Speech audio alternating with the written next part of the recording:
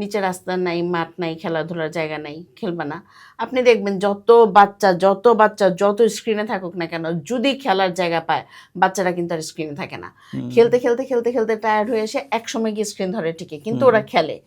ওদের কাছে first priority খেলা।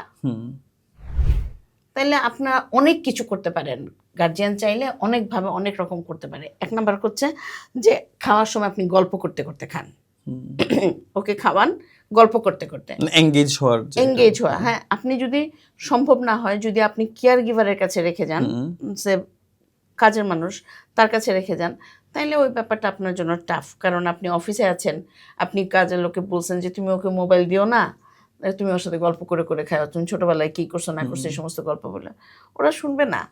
ওরা মোবাইল দিয়ে তাড়াতাড়ি করে খাওয়ানো শেষ করে, কারণ ও তো মোবাইলে যায়, একটু পরে খাওয়ানো শেষ করে মোবাইলে যায় ঢুকবে। কাজেই এটা সম্ভব না। কিন্তু যদি মা হয়, আপনি ওর সাথে গল্প করেন, গল্প করতে করতে খাওয়ান, এবং ওকে এই জিনিসটা বুঝান যে এই জায়গাটা বসেই খেতে হবে, আমি তোমার পিছনে পিছনে খাওয়া নিয়ে দৌড়াবো না। একবার, দুইবার, তিনবার, প্রথম 1 বছর বা 1.5 বছর যখন থেকে ও মুখে খাওয়া শুরু করবে, এটা যদি ও বুঝে যায়, তাহলেও কিন্তু বিরক্ত হইলেও জায়গায় বসেই ঘ্যান ঘ্যান করবে, ট্যান্ট্রাম করবে, কিন্তু ওইখানেই বসেই খাবে।